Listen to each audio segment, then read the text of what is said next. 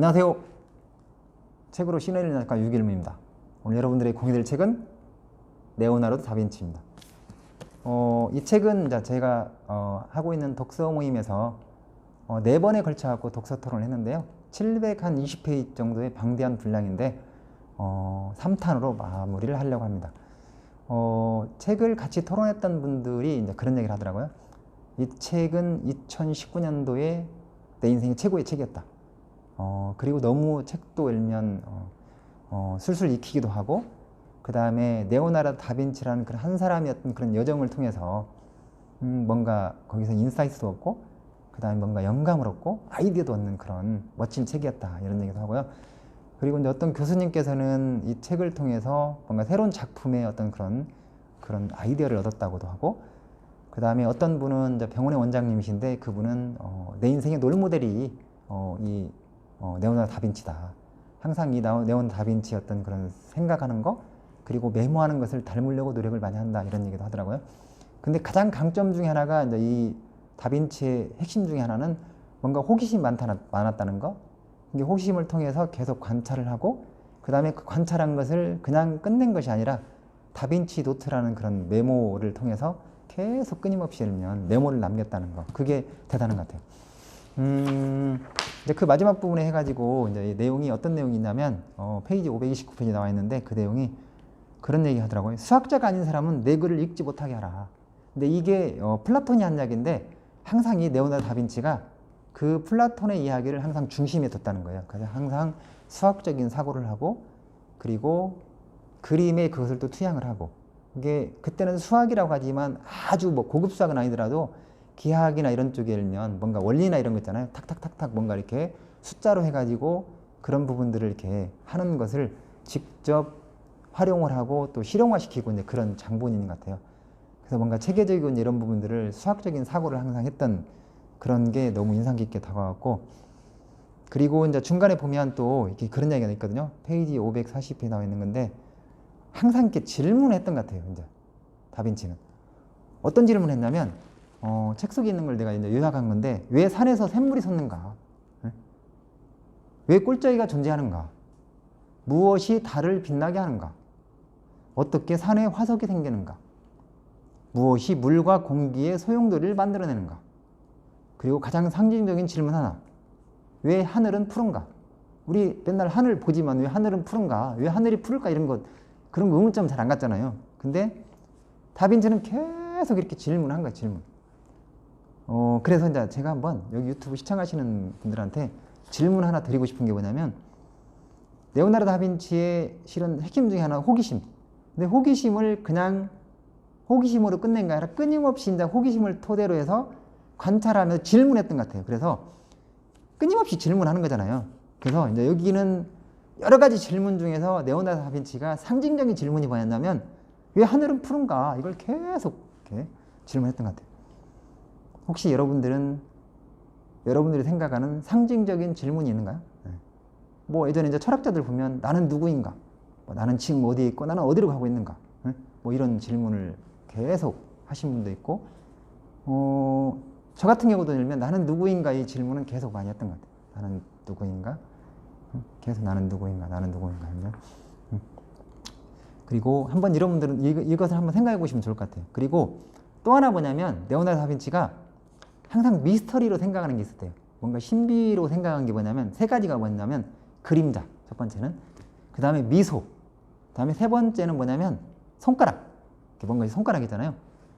항상 이제 그림자하고 미소와 이 어두운 쪽을 가리키는 손가락, 이거에 대해서 항상 이제 그런 미스터리를 가지고 그냥 신비, 미스터리 뭐 이렇게 그런 걸로만 끝낸 게 아니라 계속 이것을 읽으면 작품 속에 읽으면 투영을 했던 것 같아요. 갖고 뭔가 이렇게 그 밝은 것과 그 다음에 환한 것의 어떤 그림자를 이렇게 새기게 해가지고 이렇게 뭔가 대비를 시켜가지고 뭔가 이렇게 두각을 한쪽을 확 보이게 하고, 예를 들면 성세례 요한이라는 이런 작품이나 이런 것도 보면 그런 부분들이 설명이 좀 돼 있거든요. 그리고 또 여러분들이 알고 있는 최고의 역작 모나리자 같은 경우는 미소잖아요. 그리고 성세례 요한 같은 경우는 이렇게 손가락 이렇게 하늘을 가리키는 작품이잖아요. 그런 거. 그래서 항상 그 세계를 미스터리로 생각하면서 계속 끊임없이 질문하고 탐구하고 그랬던 것 같아요. 혹시 여러분들은 내 인생에 예를 들면 뭔가 세 가지 미스터리 혹시 있나요? 한번 정도 고민해 보시면 좋을 것 같아요. 그리고 이제 이 책 속에서 이제 마지막 부분의 실은 핵심인데요. 그 모나리자를 여러분들이 잘 아시잖아요. 근데 모나리자의 핵심은 뭐냐면 이 레오나르도 다빈치가 이탈리아에 있고 피렌체에 있으면서 중간에 예를 들면 뭐 프랑스도 가고 또 그 다음에 노마도 가고 막 여러 군데를 막 다니거든요. 근데 그러면서도 16년 동안 항상 가지고 다녔던 그림이 모나리자라고 되어 있더라고요. 그리고 책 속에다가 이렇게 방대한 책인데 두꺼운 책이기도 한데 이 중에서 모나리자를 이렇게 이 저자가 여기 윌터 아이작슨이라는 그 저자가 12장 정도를 모나리자를 이렇게 설명하는데 할애를 했거든요. 그 정도로 예를 들면 모나리자는 우리가 잘 알고 있으면서도 너무나도 예를 들면 최고의 명작이잖아요. 그런데 여기 이제 보니까 여러분들은 모나리자의 어떤 그런 작품에 대해서 어떻게 생각하시나요? 그러면 여기에 막 보면 설명이 쫙 돼 있는데요. 여기 한번 내용을 한번 보여주면 페이지 600페이지 이렇게 되는데 모나리자 이렇게 한번 유심히 한번 어떠신지 알면 미소는 어떤지 알면 그다음에 머리카락, 미소, 그다음에 뭐 표정 뭐 이런 거 있잖아요.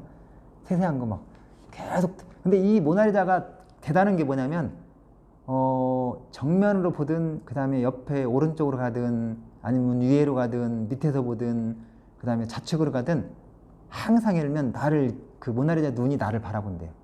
근데 그것은 대단한 기법이라고 해요. 이것도 고도의 기법이라고 하는데 이런 거. 그 다음에 또 하나 이제 모나리자가 대단하다고 생각한 게 뭐냐면 다빈치가 대단하다고 생각한 게 16년 동안 어디 다닐 때마다 항상 가지고 다니고 그 다음에 죽을 때에 옆에 있었던 그런 작품 중에 하나가 모나리자. 그리고 성세례 요한하고 이 작품이 두 개가 옆에 있었다고 해요.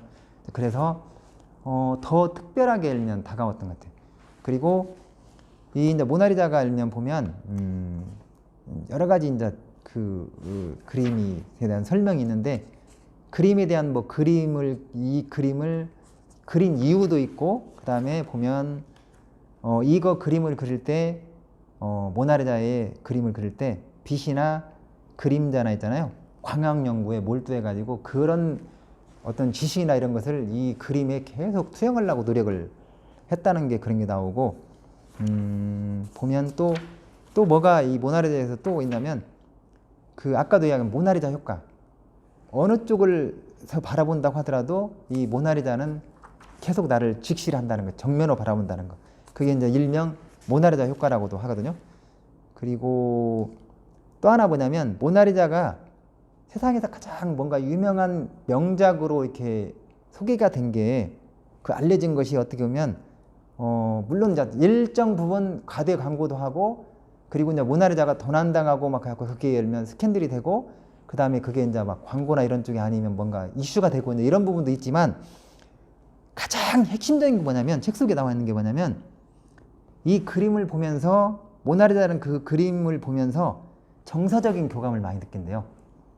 이제 그녀는 어떤 복잡한 일련의 심리적인 반응을 일으키고 또 그녀 자신도 반응을 드러낸다 뭐 이런 얘기가 나오거든요.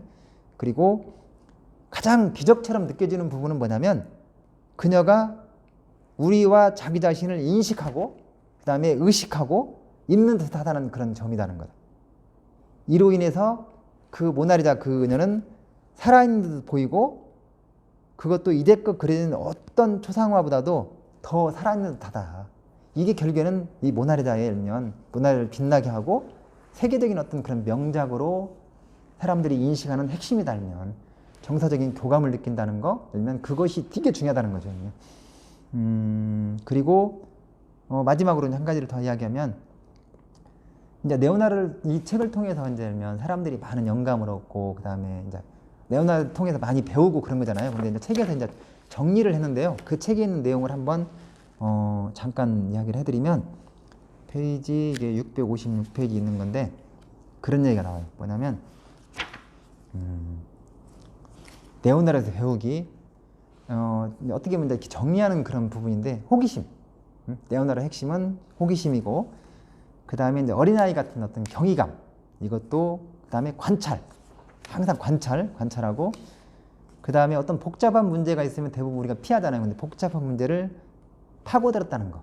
그리고 보이지 않는 것을 이제 보라. 이제 이런 얘기도 하거든요. 이게 결국에 그게 통찰인 거잖아요.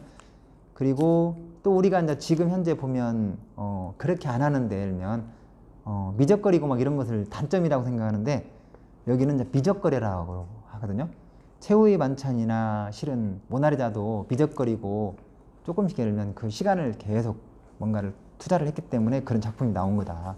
그런 이야기를 하고 그 다음에 이제 시각적인 사고를 하는 거.